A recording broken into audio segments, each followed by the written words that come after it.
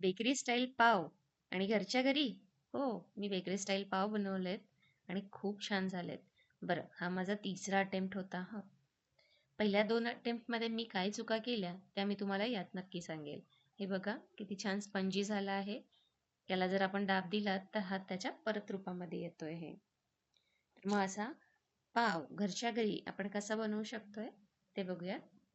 बरं, चॅनलवर नवीन असाल तर आत्ता चॅनलला सबस्क्राईब करा, कारण असले नवनवीन रेसिपीज आणि रेमेडीज आपल्या चॅनलवरती येत असतात. नमस्कार, मी सुरेखा. हिरकणी डायरीमध्ये तुमचं मनापासून स्वागत करते. इथे मी घेतलेलं आहे अर्धा कप कोमट पाणी. खूप गरम नसावं, खूप थंड देखील नाही.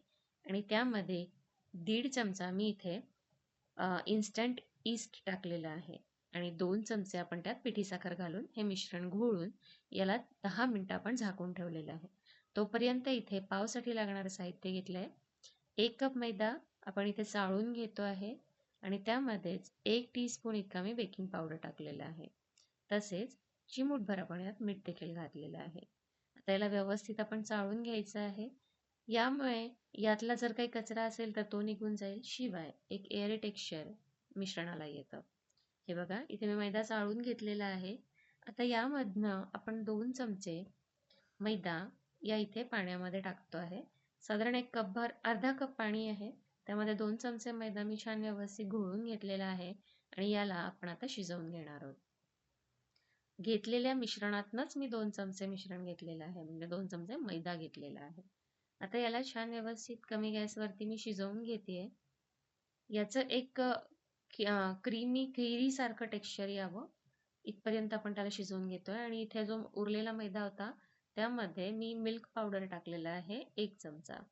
1 पूर्ण चमचाभर मी इथे मिल्क पावडर टाकलेला आहे आणि हा आपण मैद्याचं जे लिक्विड तयार करून ठेवलेलं ते इथे 2 मिनिटं आपण छान व्यवस्थित घट्टसर होईपर्यंत शिजवून घेतोय. हे शिजवून घेतलेलं आहे. आता हे मिश्रण आपण आपल्या बॅटरमध्ये टाकणार आहोत. चला तर मग बघूया. आता इथे आपण मार्केट स्टाईल करतोय म्हणजे अगदीच बेकरीमध्ये पाव मिळतात तसेच व्हावेत म्हणून मी हे इथे प्रोसिजर करते. हे टाकणं ऑप्शनल आहे. आपल्याला गरज वाटली तर टाकावेत. पण मी हे तिसरा अटेम्प्ट जो तुम्हाला सांगितलेला, पहिल्या 2 अटेम्प्टमध्ये मी हे टाकलेलं नव्हतं. हे बघा, जे आपण ईस्ट इथे फर्मेंट करायला ठेवलेलं ते 10 मिनिटात छान व्यवस्थित फुलून आलेलं आहे. आता त्यामध्ये आपण जे मिश्रण करून ठेवलेलं मैद्याचं ते इथे टाकतो आहे आणि याला व्यवस्थित आपण कट अँड फोल्ड मेथडने मिक्स करून घेतो आहे. आता ईस्टमुळे हे मिश्रण खूप चिकटसर होईल. हात लावला तर हाताला लागेल.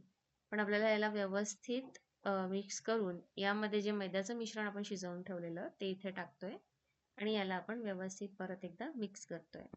मिक्स केल्यानंतर या मिश्रणाला आपल्याला खूप छान मळून घ्यायचं आहे. खूप चिकट, खूप स्टिकी असं हे मिश्रण तयार होतं. पण याला आपण जर एकसारखं 15 मिनिटं जर व्यवस्थित मळलं, तर हे मिश्रण हाताला चिटकत नाही आणि पावसाठी किंवा ब्रेडसाठी जे परफेक्ट असं मिश्रण तयार असावं, ते होतं. आता मी इथे 1 टेबलस्पून इतकं बटर घेतलेलं आहे, जे वितळलेलं आहे. आणि ते इथे आपण टाकून त्याला व्यवस्थित यात तुम्ही तेल देखील घालू शकता. हे बघा, अशा पद्धतीने मी याला छान व्यवस्थित मिक्स करून घेते आहे. बटर मिक्स केलं तर त्याची टेस्ट अजून चांगली येते. त्यामुळे मी इथे बटर मिक्स केलेलं आहे. आता एका ताटामध्ये मी इथे तेल टाकून आणि हे जे मिश्रण आपण मिक्स करून ठेवलेलं, हे इथे आपण घेतो आहे. आता हे जर तुम्ही डायरेक्ट प्लॅटफॉर्मवरती टाकून आणि मळायचं ठरवलं तरी देखील चालेल. मी इथे मोठं ताट घेतलेलं आहे आणि त्या ताटामध्ये मी हे मिश्रण व्यवस्थित मळून घेते. हे बघा. हाताला खूप चिटकते. आता तुम्हाला हे वाटतंय की खूप मेसी झालेलं आहे. पण काही क्षणानंतर तुम्ही बघाल, हे बघा, हे हाताला सुद्धा चिटकत नाही. याला पण 15 मिनिटं मी साधारण व्यवस्थित याची मालिश केलेली आहे. हे बघा. याचे खूप छान असे तार तुटायला लागतात. हे बघा. तोपर्यंत आपल्याला हे मळत राहायचं आहे. काही क्षणानंतर जवळजवळ 15 मिनिटांनंतर हे बघा, हे अशा पद्धतीने पूर्ण झालेलं. यात मी परत 1 चमचा बटर मिक्स केलेला आहे, जेणेकरून ते माझ्या हाताला लागू नये. इथे आपण तेल घेतलं तरी देखील चालेल. याला खूप छान व्यवस्थित मालिश केलेली आहे. हे बघा, आता हे हाताला सोडायला लागलेलं आहे. हे मिश्रण हाताला चिटकत नाहीये. आता हे मी व्यवस्थित काढून घेतलेलं आहे, हाताचं लागलेलं देखील आणि ताटाला पसरलेलं देखील. आणि याला असं व्यवस्थित एका जागी करते. हे बघा, सगळं आतल्या बाजूने आपण त्याला वळवून घेतो आहे. आता हे मळलेलं जे पीठ आहे हे आपण परत एकदा फर्मेंट करायला ठेवणार आहोत.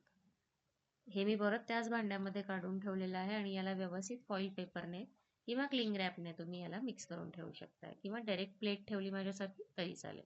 आणि याला गरम जागी ठेवा. मी ओव्हनमध्ये ठेवून दिलेलं. गरम नव्हतं ओव्हन, फक्त बंद होतं म्हणून तिथे ठेवलेलं. हे बघा असं छान फुलून आलेलं आहे. आता याच्यामध्ये आपण थोडासा कोरडा मैदा घालून हे मिश्रण सगळं व्यवस्थित काढून घेणार आहोत.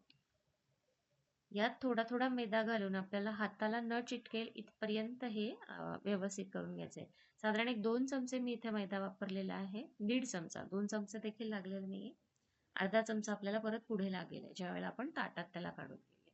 हे बघा, इथे मी ताटामध्ये परत मैदा टाकलेला आहे थोडासा आणि त्यामध्ये हे आपण हे सगळं भांड्यातलं मिश्रण काढून घेतलेलं आहे. आता याला आपल्याला जास्त मळायची गरज नाहीये. एक थोडा वेळ आपण याला व्यवस्थित थोडं मळून घेतो आहे आणि याला एकजीव करतोय, एका जागी करतो आहे. ते बघा, हाताला न चिटकेल इथपर्यंत आपण त्याला व्यवस्थित करतोय. हे मिश्रण घट्टसर होऊ नये याकरताच आपण थोडं पातळ ठेवलेलं आणि मी सुरुवातीला जे अर्धा कप पाणी घेतलेलं त्याच पाण्यामध्ये हे मिश्रण तयार झालेलं आहे. अशा पद्धतीने हे आपलं बॅटर तयार झालेलं आहे.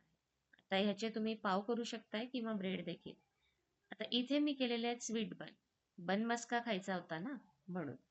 त्यामध्ये मी इथे चेरी टाकलेली आहे, टुटी फ्रुटी. टुटी फ्रुटी टाकून याला आपण आतल्या साईडने व्यवस्थित याच्या घड्या करून आणि एक गोळा तयार करणार आहोत. हे बघा. त्याला व्यवस्थित आपण पराठ्याला जसा हे करतो ना तशा पद्धतीने हे छान व्यवस्थित आतल्या बाजूला वळवत वळवत आपल्याला याचा एक गोळा तयार करायचा आहे.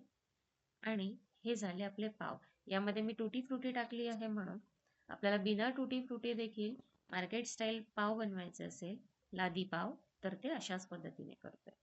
आता याला आपण बटर पेपरवरती ठेवून घेतोय आणि एक केक टीन तयार करून घेतलेला आहे. केक टीन मध्ये बटर पेपर टाकून ऑइलने ग्रीस करून आणि त्यामध्ये आपण हे रेडी पाव ठेवणार आहोत. सगळ्या पावमध्ये मी टुटी फ्रुटी घातलेली आहे आणि थोडी एक्स्ट्रा आपण साखर वापरलेली, 2 चमचे साखर वापरलेली, त्यामुळे हे बऱ्यापैकी गोड देखील झालेले आहे. आता हे चारही बन मी इथे ठेवून देते. याला आता आपण परत एक 10 ते 15 मिनिटांसाठी रेस्टवर ठेवणार आहोत, जेणेकरून ते परत एकदा त्या फर्मेंट होतील आणि एक मोठ्या आकारामध्ये तयार होतील. हे बघा, याला मी झाकून ठेवून देते आहे. तोपर्यंत जे उरलेलं बॅटर आहे त्याचं आपण ब्रेड करणार आहोत.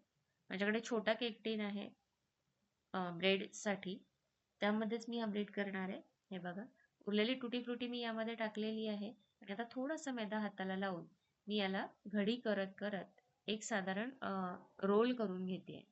याच्यामध्ये जास्त सैल सोडायचं नाही आपल्याला, थोडंसं घट्टसर घडी करायची आहे, हवा नसावी त्यामध्ये. आणि अशा पद्धतीने व्यवस्थित हे मी रोल करून घेतलेलं आहे आणि जिथे हे रोल संपतोय तिथे आपल्याला व्यवस्थित याची घडी पॅक बंद करायची आहे चिमटीने. अशा पद्धतीने, ज्या पद्धतीने मी करते बघा. आता हे तुम्ही मिश्रण सैल ठेवलं तेवढं तरी चालेल किंवा थोडा मैदा अजून ऍड केला आणि थोडं घट्टसर केलं तरी चालेल. पण इतकं सैल असल्यामुळे पाव जे बनतात ते खूप मऊ आणि लुसलुशीत बनतात. आता हा तिसरा अटेम्प्ट असल्यामुळे मी तुम्हाला सांगते. बरं, हे बघा, अशा पद्धतीने आपण हे ब्रेडसाठी जे लागणारा रोल होता हा करून घेतलेला आहे. आता यासाठी जे केक टीन आहे ते मी इथे ऑइल ग्रीस करून घेते. यामध्ये देखील आपण बटर पेपर टाकणार आहोत, साईडने पण आणि मध्ये पण. आणि त्यामध्ये आपण जे करून ठेवलेलं आहे हे मिश्रण आपण यामध्ये ठेवतोय. ही घडी अशीची अशी उचलून आपण यामध्ये टाकणार आहे. जी बाजू आपण फोल्ड केलेली आहे, जिथे चिमटीने दाबलेली आहे, ती बाजू खालच्या बाजूने जाईल आणि वरच्या बाजूने प्लेन साईड येईल. हे बघा, अशा पद्धतीने याला मी व्यवस्थित साईडने देखील पसरवून घेते. जे कोपरे आहेत टीनचे, याला अशा पद्धतीने आपण सेट करून घेतलेलं आहे. तर याला देखील आपण अर्धा तास 10 ते 15 मिनिटं रेस्टवर ठेवलेलं. छान फुगलेलं आहे बघा. आता याला आपल्याला ओव्हनमध्ये ठेवायचं आहे. मी कढईमध्ये करत नाही, मी ओव्हनमध्ये करणार आहे. याला आपण साखर आणि दूध मिक्स करून ठेवलेलं, त्याचं इथे आपण मिल्क ब्रश करतो आहे आणि त्याला आता आपण 180 डिग्रीवरती प्रीहीटेड ओव्हनमध्ये साधारण 20 मिनिटं बेक करायला ठेवतोय. 20 मिनिटानंतर हा ब्रेड खूप छान झालेला आहे. याचे ब्रेड स्लाइसही केलेले आहेत मी, ते कदाचित मी दाखवायला विसरलेले आहे. पण ब्रेड खूप सुंदर आणि छान झालेला. हे बघा, हा मी ओव्हन बंद बाहेर काढल्यानंतरचा तुम्हाला दाखवते. खूप छान शिजलेला आहे, खूप छान रंग देखील त्याला आलेला आहे आणि खूप स्पॉन्जी देखील झालेला आहे. हे बघा, मी तुम्हाला टूथपिक देखील टाकून दाखवते. खूप छान हा बेक झालेला आहे. क्लीन आणि क्लिअर आलेली आहे. आता आपण याला वरून बटर लावू शकतोय किंवा ऑइल लावू शकतोय आणि हे जे आपण पाव ठेवलेले ते देखील छान व्यवस्थित फुगलेले आहेत, फर्मेंट झालेले आहेत. याला देखील आपण मिल्क ब्रश करतो आहे, दूध लावून घेतोय साखरेचं. व्यवस्थित पावांना दूध लावल्याने पावांना जो रंग आहे तो खूप छान येतो, गोल्डन, जो तुम्ही आत्ता ब्रेडला पाहिला तसाच या पावांना सुद्धा येईल. आता आपण हे लादी पाव बेक करायला ठेवूया. यांना देखील मी 180 डिग्रीवरती प्री हिटेड ओव्हनमध्ये 20 मिनिटं ठेवलेले आहे आणि 20 मिनिटानंतर हे इतके छान शिजून आलेले आहेत. हे बघा. आता हे लादी पाव आणि ब्रेड यांना आपण ऑइल ब्रश करणार आहोत किंवा बटर ब्रश करणार आहोत. हे व्यवस्थित लावून घ्यायचंय. मी इथे बटर लावलेलं आहे आणि हे आता आपण झाकून ठेवणार आहोत सुती कापडाने. ओलं कापड ठेवण्याची गरज नाहीये, पण जर असेल तर ठीक. मी इथे साधं कोरडंच कापड ठेवलेलं, फक्त कॉटनचं कापड ठेवलेलं आणि ते झाकून ठेवलेलं. खूप नरम आणि स्पंजी झालेले. आता मी तुम्हाला बोललेले ना बन मस्का खायचा होता. मग हे तेच पाव, लादी पाव, ज्याला मी मधनं कट केलेलं आहे आणि त्यामध्ये आपण बटर लावलेलं आहे. हे बघा. इतकं सुंदर कट होतं आणि आतमध्ये इतकी छान जाळी आलेली आहे. कोण म्हणेल की हे तुम्ही घरी केलेले. अगदी मार्केटमधनं आणल्यासारखे हे लादी पाव तयार झालेले आहेत. रेसिपी आवडली असेल तर तुम्ही देखील नक्की ट्राय करा आणि हो, माझा हा व्हिडिओ तुम्ही कुठल्या शहरातनं बघताय ते देखील मला कमेंटमध्ये नक्की सांगा. व्हिडिओ आवडला असेल तर लाईक, शेअर आणि सबस्क्राईब करायला विसरू नका. भेटूया तर मग पुढच्या अशाच नवीन सुंदर रेसिपी किंवा रेमेडी सोबत. कारण असेच नवनवीन रेसिपीज आणि रेमेडीज आपल्या चॅनलवरती मी घेऊन येत असते. माझ्या या प्रयत्नांना तुम्ही लाईक आणि शेअर करून प्रतिसाद देताय त्याबद्दल धन्यवाद.